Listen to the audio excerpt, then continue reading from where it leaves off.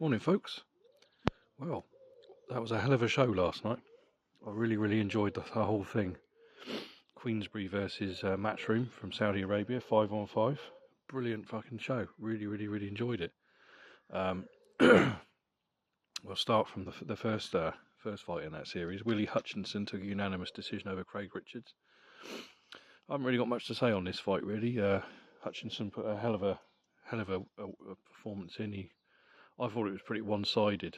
I think I gave Richards 2 rounds, maybe, but no. So that got Frank Warren's Queensbury on the scoreboard, and then Nick Ball won a split decision over Raymond Ford to take the WBA Featherweight title. Now I picked Ford to win this one, and I actually scored it 115-113 to Ford, as I thought Raymond Ford landed the cleaner punches. But it was one of those close fights, and it was hard to score.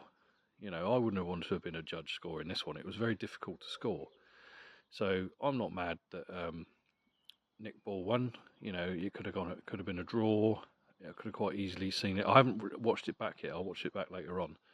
I tend to do that the next day. But although I had it to Ford, because of the clean, what I deemed to be the cleaner, more accurate punches. There's no doubt the volume was definitely coming from Ball. I mean, that's how Ball fights. He's just a punching machine. He's just relentless, as we saw against Vargas in his last fight a couple of months ago. So, no, very interesting fight. I would not have wanted to be a judge scoring that one. Excuse me. So, Great Britain. Now, how's another world champion? We're up to 2 with the men. This is just the men I'm talking about. Because we got Chris Billam-Smith after Fury lost the other week. We were down to Chris Billam-Smith, and I kind of thought, that's looking a bit sad and tragic. But now Britain's got another one, so I'd quite like to see either a rematch, because I thought it deserves a rematch. But if that doesn't happen, I'd like to see a rematch between Ball and Ray Vargas to unify the titles, because that fight was a good one. A little bit of controversy here and there. Excuse me, I've got a hell of a sore throat this morning. So it's that was a very good fight. So I can't complain. I've seen a few people screaming robbery, as always. You know, it seems to be a weekly thing. If there's a close fight, someone screams robbery. There was no robbery. It could have gone either way. It could have been a draw. So no problem with that. That was another point, another win for Frank Warren. Hamzah Shiraz stopped Austin Ammo Williams in the 11th round. Again, it was quite an entertaining fight, this one. I picked Shiraz to win this one when they announced it, and he stopped him on his feet. To me, I thought it was pretty one-sided to Shiraz, so that was a good one again. And so that was 3-0 basically to Queensbury Promotions. You can see Eddie Hearn looking a bit agitated at times, and Frank Warren looking very smug. This next fight wasn't part of the 5-on-5. Obviously, as we were supposed to have, Dmitri Bivol and Artur Beterbiev, undisputed light heavyweight titles. That didn't happen, as we know, because Beterbiev's out with an injury. It's now been announced that fight has been rescheduled for October the 12th. So I'm keeping fucking everything crossed so the fight fucking happens, because we need it to happen, you know what I mean? But no, Malik Zinad, he came to fight. He didn't come to roll over. He gave it his all, gave it his best. He tried. He was dropped at the end of the first with a left hook, and he was just outgunned. He was outmatched. He was outpunched. He was outworked. I mean, Bivol's a master. He's just a master boxer. So this one wasn't really a shock, obviously. Bivol, he stopped him in the 6th. You know, it was a good fight to keep the tools sharp, keep him busy for the big fight in October. So not really much to say about that. He retained his title. I'll give Malik Zinad all the props in the world. He came in last minute, quite late on, and he gave it a go. He put up a performance. He gave it a go. So fair enough. Now the next one for me, this was fight of the night. Daniel Dubois stopped Filip Hrgovic in 8 rounds on cuts to win the interim IBF heavyweight title, which doesn't really mean a lot. It basically means if even when Usyk gets stripped or vacates or whatever, Dubois will now be the IBF champion, which is fine. Brilliant fight, real back and forth at times fight. Thoroughly enjoyed it. The only thing I didn't like was there was a lot of headbutting going on at times from Dubois. Not necessarily all his fault. It wasn't. I wouldn't necessarily say it was intentional. But the referee, I felt, let himself down a little bit by not kind of warning him a little more. Watch that fucking head. But he was working the jab well. Was Dubois, those right hands he was smashing over. He was. It was getting to be kind of one-way traffic. By the time the stoppage happened, the doctor was called over. I thought maybe the stoppage on cuts was a little bit premature, but then again, I wasn't in the ring. It's easy for me to say sitting on the fucking sofa watching it here, I wasn't in the ring right up close to Hrgovic. I've never really been that impressed with Hrgovic, to be honest. I found him quite a lazy fighter. And I found him a bit unimpressive, really. I mean, the win over Zhang, although I did have him just nicking that fight against Zhang in 2022, I also felt, I could see where people were coming from when they thought that Zhang deserved to win. I mean, I had him just nicking it. So, it wasn't like it was a robbery, as everybody screams, but I was a bit unimpressed with him that night. And of course, his last fight, what was in December, Mark Demori. I mean, come on, that was a farce. That was an absolute farce of a fight. And it was only going to be, as soon as he stepped up in opposition, whether it be Joshua, whether it be Parker, whether it be whoever, Hrgovic was going to get found out. And I felt that's what happened. I mean, he gave it a good go. He was digging in some nice right hands himself and some lefts to the body. But I just felt Dubois, I wrote Dubois off a while ago. I didn't think he had the heart, especially after the Usyk fight last year. I felt he just kind of folded up mentally. And, but yeah, this is 2 wins now over Miller and now Hrgovic, and fucking fair play to the guy. He's a fantastic, very exciting fighter. Would he beat Joshua if they fought next? I doubt it very much. I think Joshua would have too much for him. Just my opinion. But no, it'd be interesting. It'd be interesting to see where he goes from here. Really, Dubois. So, no, thoroughly enjoyed that. To me, that was fight of the night. I thoroughly enjoyed that one. Now, the main event.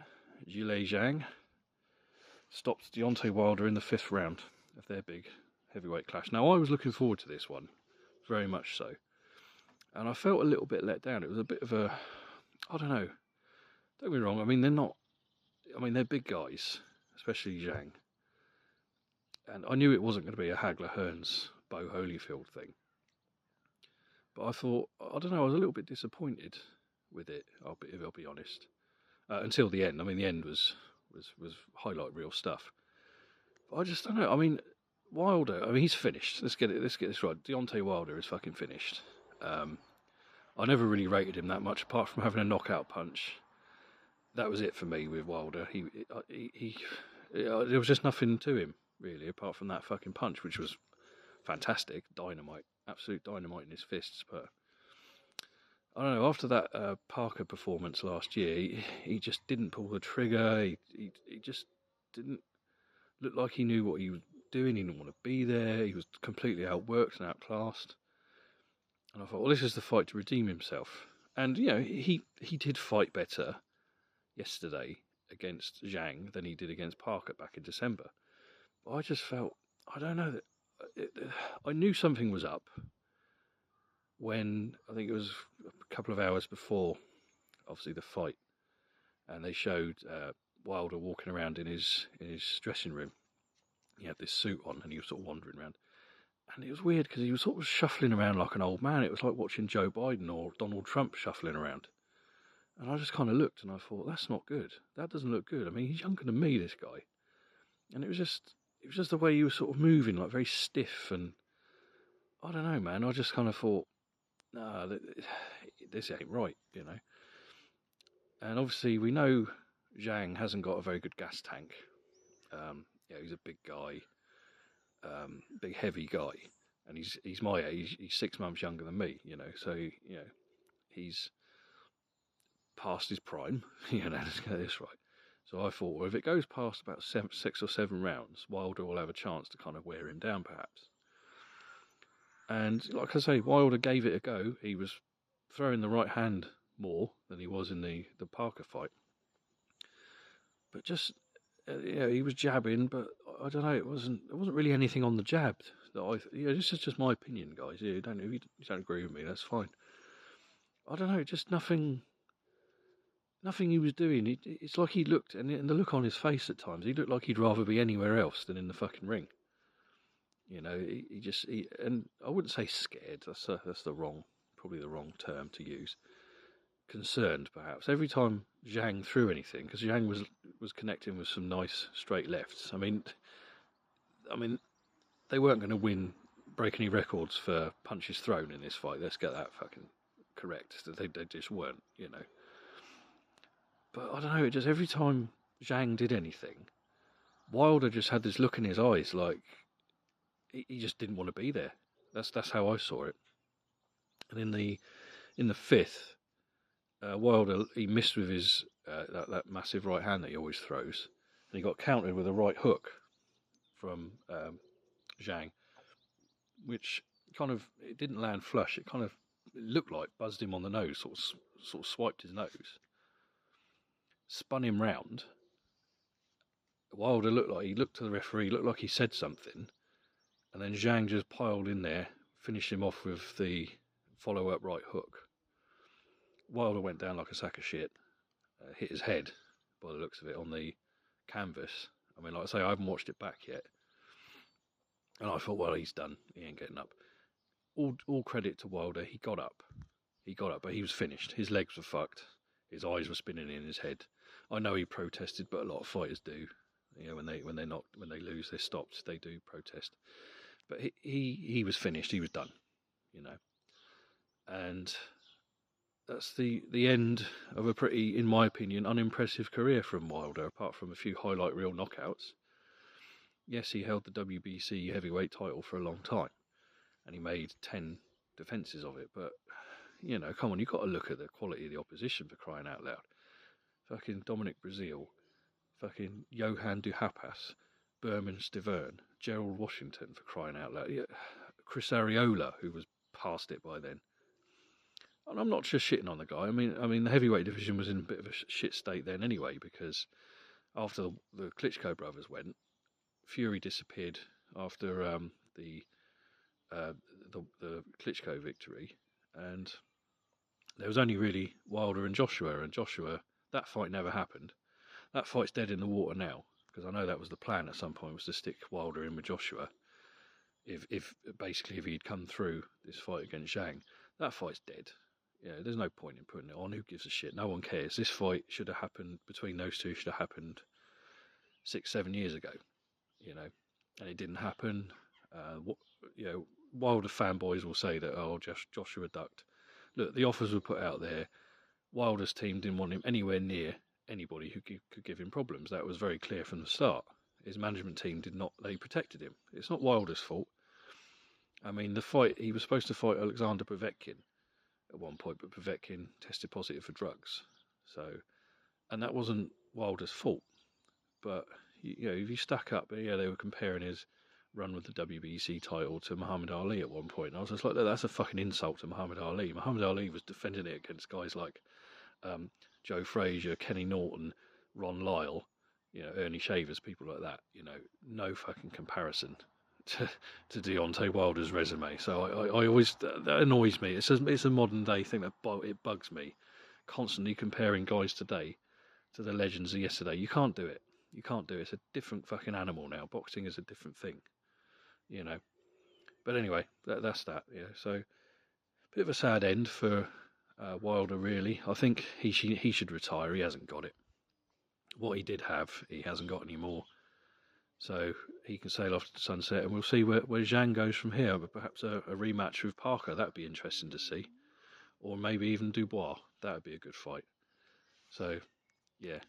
Of course, I wasn't really sold on or interested in the whole Queensberry versus Matchroom thing. That side of it didn't bother me. It wasn't interested me, but there you go. That's all it is. Right, that's enough out of me. You take care, folks. I'll speak to you soon.